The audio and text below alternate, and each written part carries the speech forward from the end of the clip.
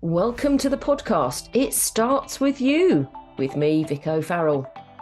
I ask my guests, by understanding their own behaviours and personality style, what impact on their lives, both personally and professionally, has there been? What is it like to live and work with someone of your style? I mean, this is not about labelling people, putting people in boxes, or an excuse for bad behaviour. It's about recognising, understanding and respecting that we're all different. And what impact can you have on others by looking in the mirror? Because it starts with you.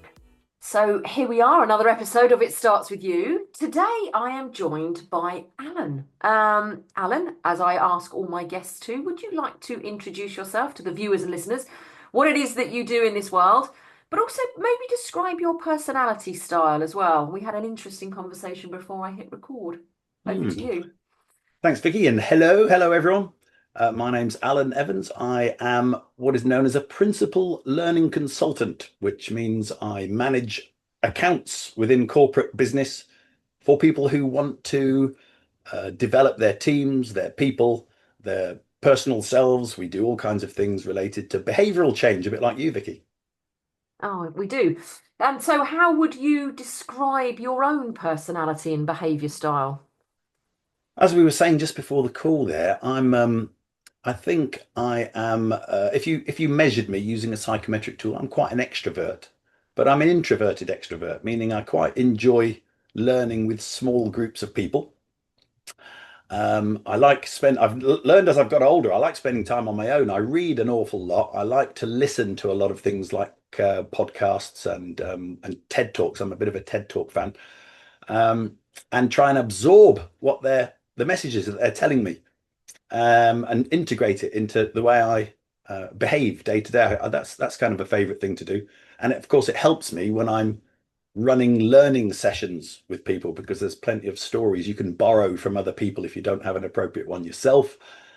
Or you might have integrated their ideas and now you've got your own story to share related to the concept. So that's a thing it gives me a kick that I really like doing things like that.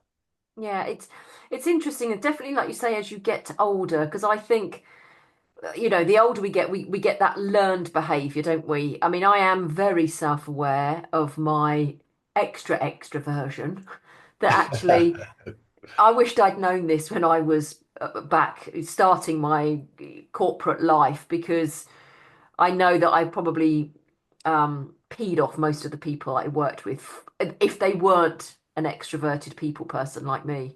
Mm. So, I mean, that's a great description as well, because when we met, we were on a big walk locally in Surrey, and what we found was, and that's why I asked you to come on this podcast, is that the other people we were walking off, we were walking at different paces, but actually we found that just by talking, and it ended up just being you and me, we were actually feeding off of each other's energy Yeah. because we were sharing stories, and actually we had a lot of similarities in our life's experiences. Yeah, that's true.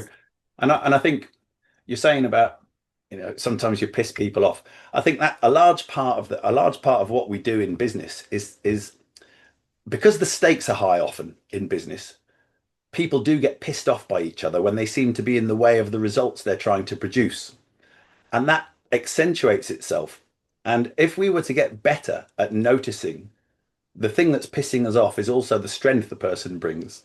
Mm. As you said earlier, you love to talk a lot. You're quite an extrovert. Now, in some circumstances, that might prove itself to be an enormous strength. Like with us, it got us going with lots of different conversations. We had bags of energy, and we didn't stop talking the whole way around that walk. In other situations, the same strength can present itself as a risk area or a weakness if somebody else isn't appreciating it at the time. And I think that's true of every behavioral trait that we've got.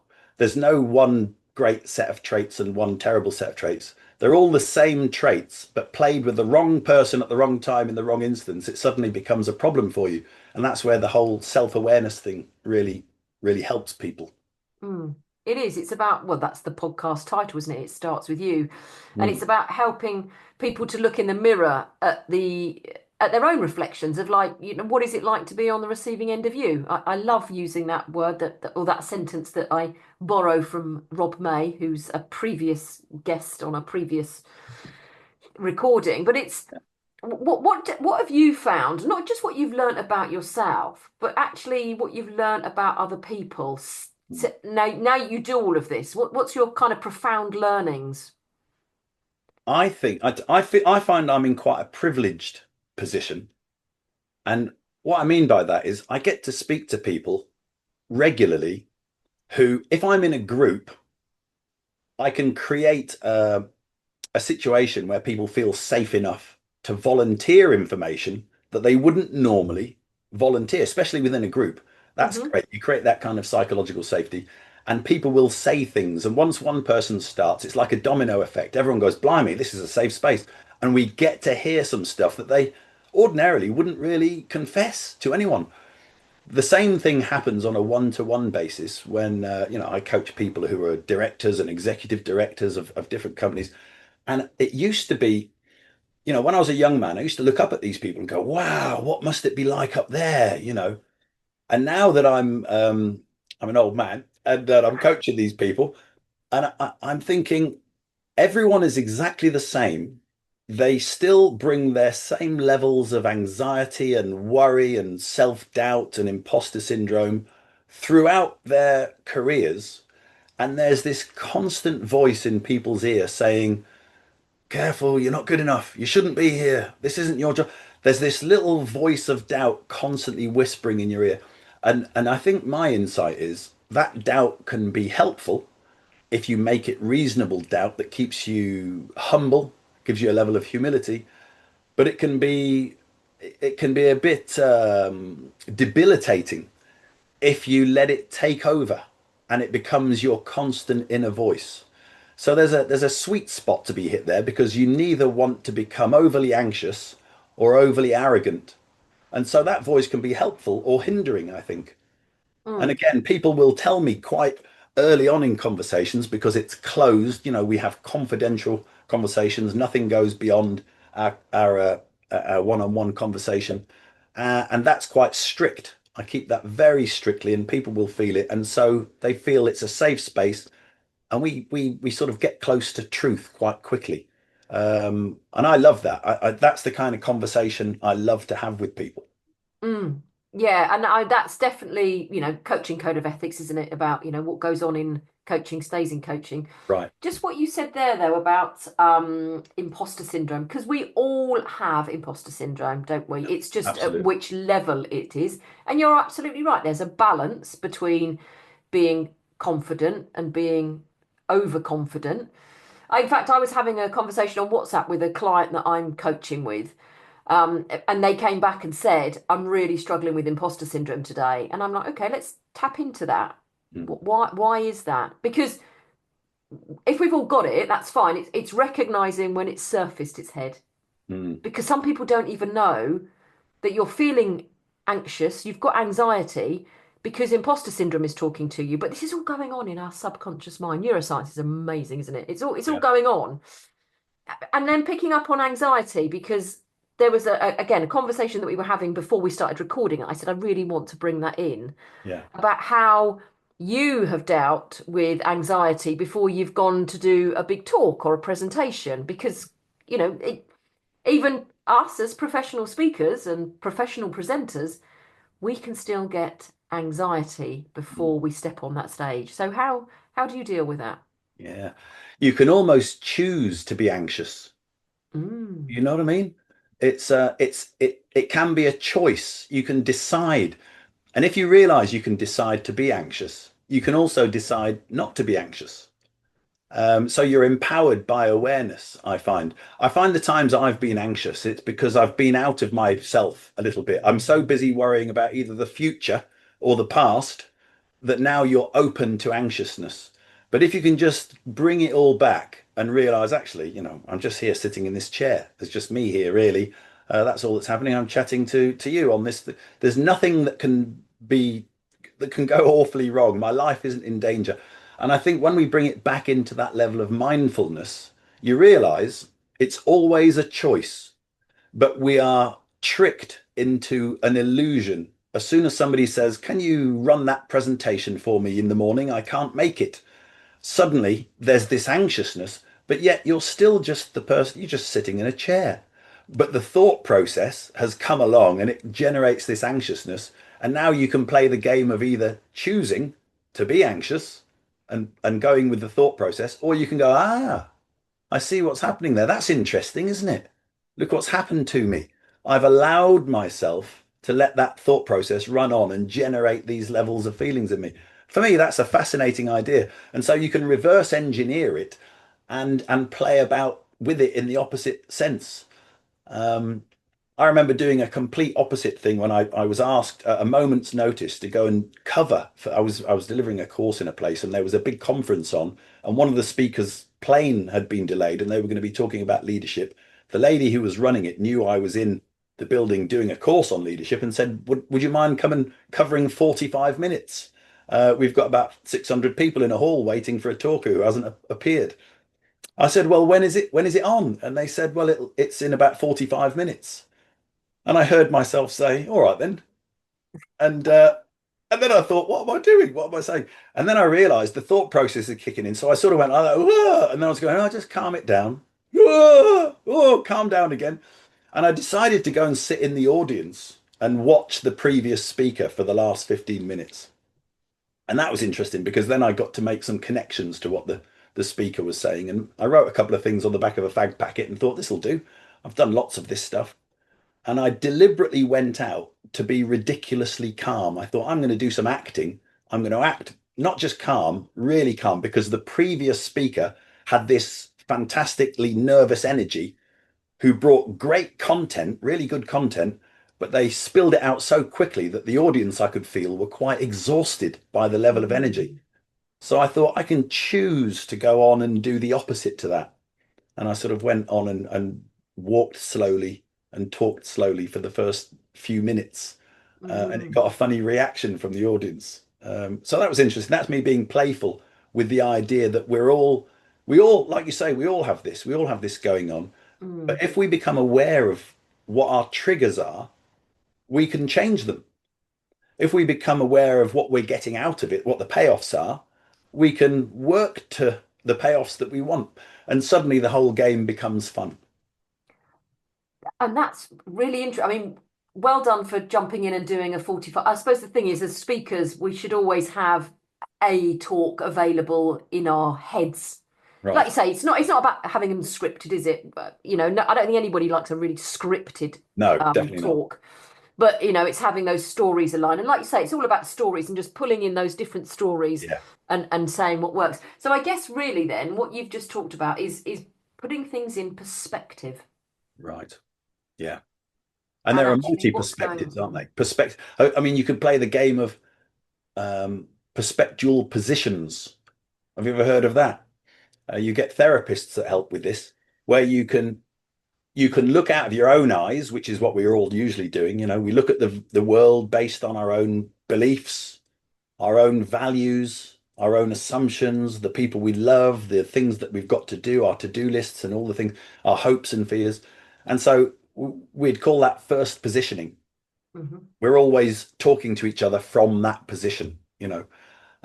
When you're talking, I might be thinking, oh, I've got an interesting story about what she's saying. So I'm not really listening. I'm thinking about my stuff.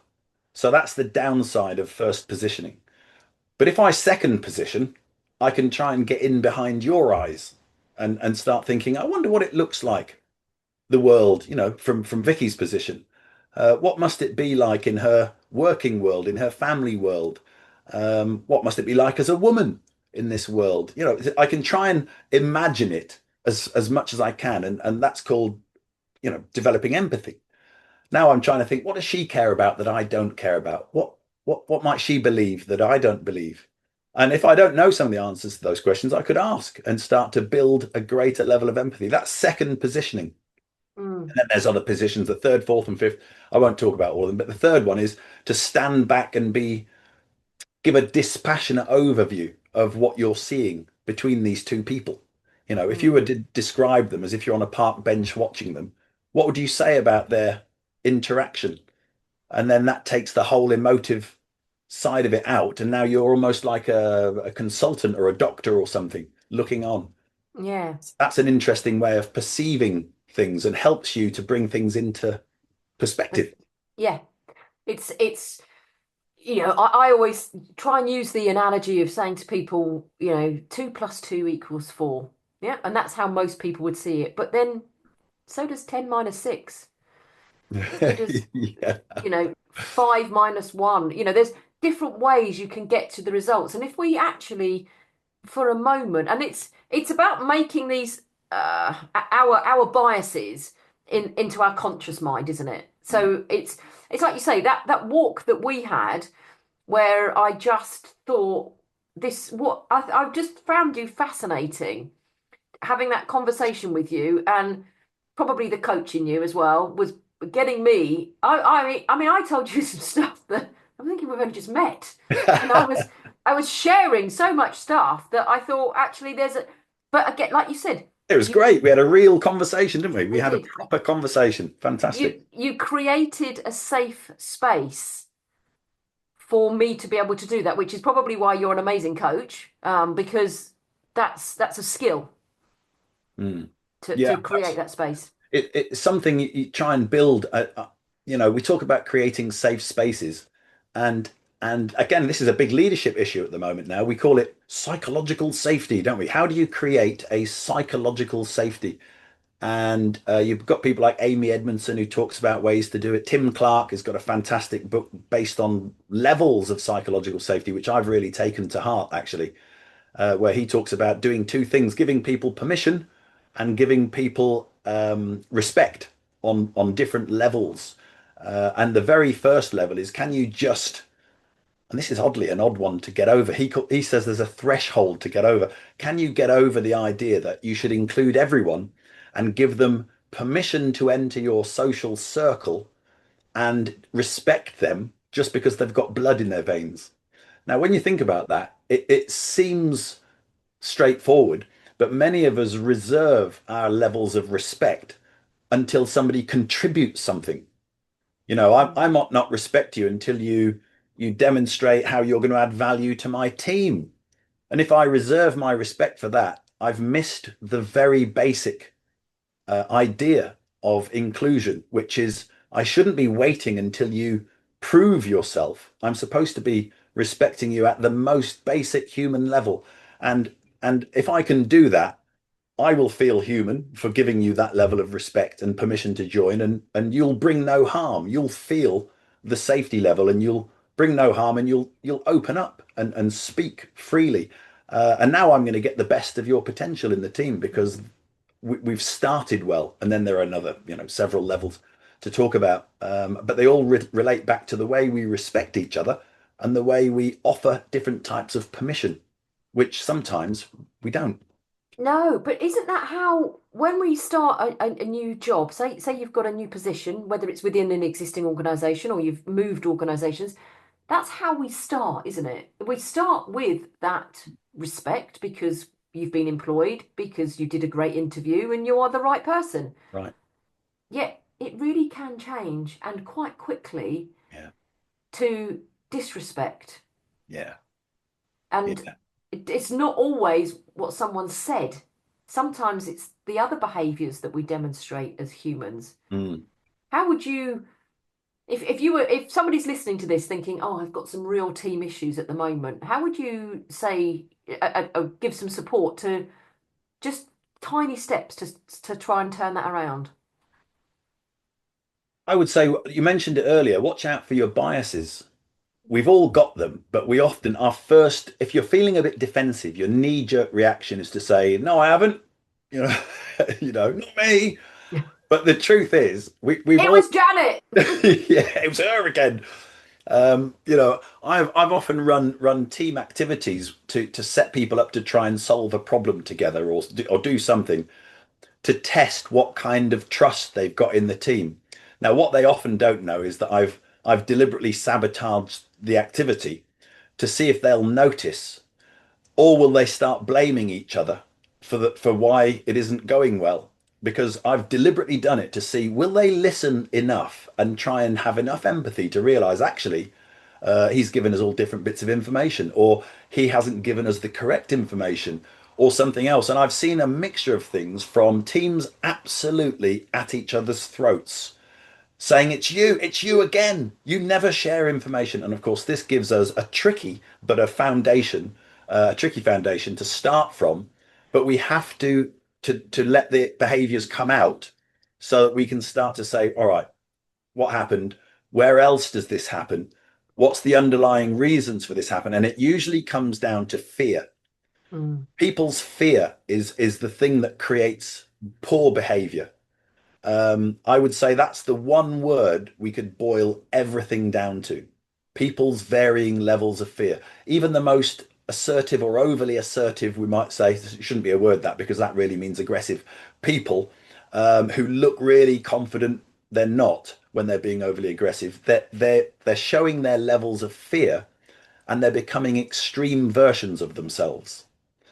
Usually, when we're fearful, we're taking a certain course of action, and when it doesn't work, our knee jerk is to do more of that thing, thinking what I need to do is more of this thing that isn't working, and that's the ridiculousness of it. Yeah. So I would say, beware of your beware of yourself. Self-awareness empowers you to do everything, Mm. and if you can be aware enough to notice what the voice of fear is whispering to you in that moment, you can gently dissolve it. Yeah. And Mm, that's a big thing as well, isn't it? And so it's just doing something simple like pausing. mm, And we know as speakers that pause has a great impact. But when you are feeling the anxiety, the imposter syndrome, that fear factor, just a pause to ask yourself what's going on here before you react to something or someone. yeah. Because I've always said, what when someone has a knee not a knee-jerk reaction to you, but when somebody says something that makes you have a knee-jerk reaction, Mm, it says an awful lot about yourself. yeah. What is it about their behaviors that's making you feel like that? Yeah. Because you can understand. Well, I mean, when was the last time somebody really wound you up? You don't Mm, have to tell wow. me who it was, but Mm. when was the last time and how did you resolve that? Um, when did they wind me up? I suppose I'm so bit. I do get wound up, but I'm busy noticing. You know what I mean?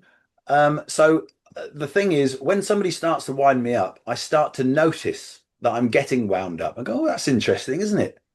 That's why is that winding me up? Where does that come from? Is it because they remind me of someone that annoys me? Is it because they're stepping on a value that I have? So the types of things that might wind me up, I think most often I've noticed is when somebody does step on the toes of something I hold very valuable. And then you realize that it's nobody's issue. It's a communication issue. Nobody would intend to do that. But how do we know what each other cares about unless we share it? And Mm, then once I've shared it, I might get a bit more offended if you still step on it, but I've got the opportunity to give you feedback. You know, yeah. remember last week I told you I really care about having time to think and pausing in conversations. I've noticed that you've just interrupted me for the fourth time. What would you like to do about that? You know, so you, I wouldn't speak it that way, but you get the idea. You're Yeah. looking to say, what are these little triggers that I've got in me? And am I prepared to manage them myself, or do I need to give feedback to let the other person know that there's a different course of action I'd prefer? Just and just say so. It's just stuff. I mean, it doesn't really, nobody ever intends to hurt anybody else. It's all unintended stuff, and we've all got our little neurosis driving us to trip over these things, and it's kind of fun noticing it, isn't it? It's you notice it, and then you can deal with it. Mm. Oh, when you say interrupting, so it's classic. Me and my husband, as me and my husband, as husband and wife, we're both very extroverted people. Yeah. And in disc terms, that's yellow. As my business partner, he flips and becomes a very blue, detail person, which I struggle with. But when we're out, husband and wife, the amount of times or we're having a conversation and I want to chuck a story in and then he wants to chuck a story in and it's like that. And there are times when we because he's obviously very self-aware now because of what I do and we'll do that and he just does that look and I go, oh, I'm sorry, I've interrupted, haven't I?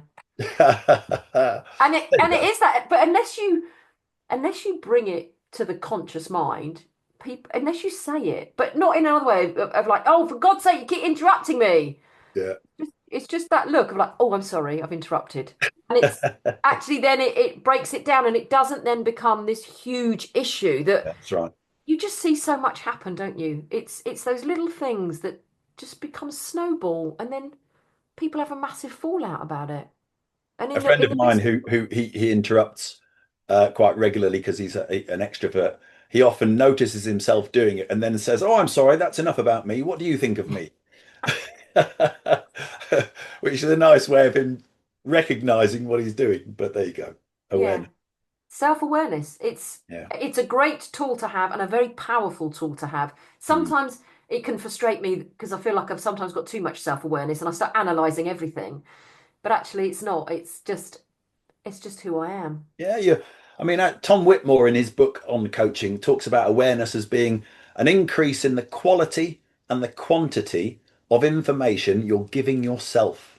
Mm, So you imagine that in coaching, when you're geting coached, the coach hopefully is asking you the types of questions that gets you to introspect and look at things in new ways that give you information that you'd missed before, and that's what their role is. So if you increase the level of quality and quantity of information going in, guess what? The quality of performance coming out goes up, and you mm, start to enjoy it more because you're more tuned in with yourself. mm. And so that for me is that's worth paying for straight away. I think that's why I think coaching is such a powerful tool, no matter what level you're at. Well, that's the whole Johari window part, isn't it? Of Yeah. growing that first square so that you're more aware of me and I'm more aware of me and I'm more aware of you because then it just helps get along in this thing called life because we only have one lap and I want to be in the happy lane because I've spent time in the unhappy lane and it's not about that, is it? It's like you say, self-awareness about what what is my impact on those around me? Mm. Because that's the only thing I have control over. I don't have control over your behaviors. I have control over my behaviors. Mm. And I Yeah. think when you talk about the happy lane and the unhappy lane, I know, and I'm just recalling some of our conversation when we went on our nice walk.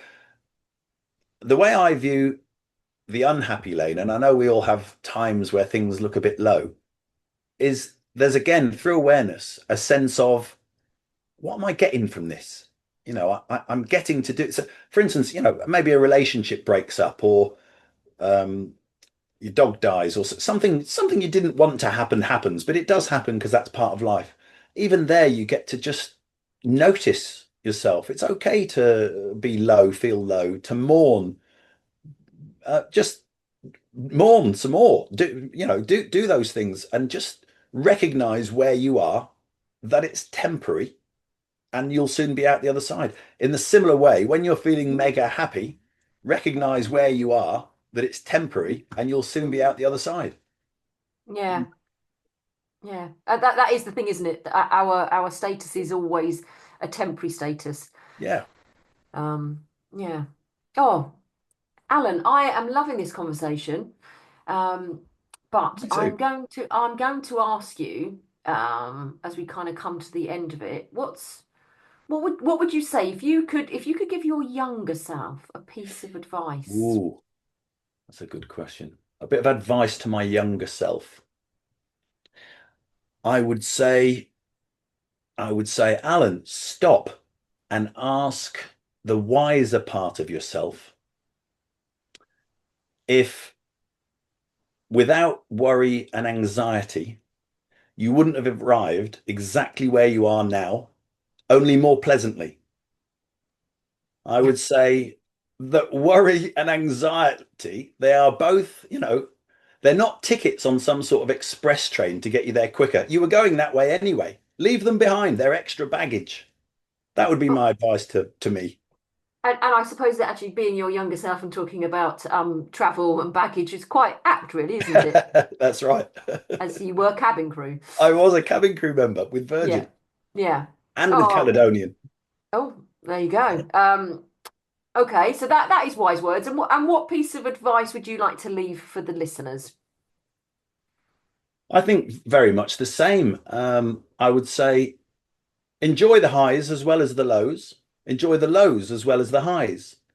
Just get into the business of noticing and recognize that it's all part of life. Embrace all of it, even when it's hard. There's learning in it. Yeah. And there's people around you to talk to. There are. I'm here if you Wonderful. need me. Thank you. As usual, listeners, viewers, everything is in the show notes if you wish to get hold of Alan. Alan, what is the best way to find you, though? You can get me on Alan at M2MT, which is my business address. Drop me a line and I'll get back to you as soon as possible. Lovely. And do check out the show notes, people, to find out all the other details about Alan and all his social media links. Thanks so you much for being having a me on, guest. Vicky. My absolute pleasure. Thank you, Alan. Bye for now.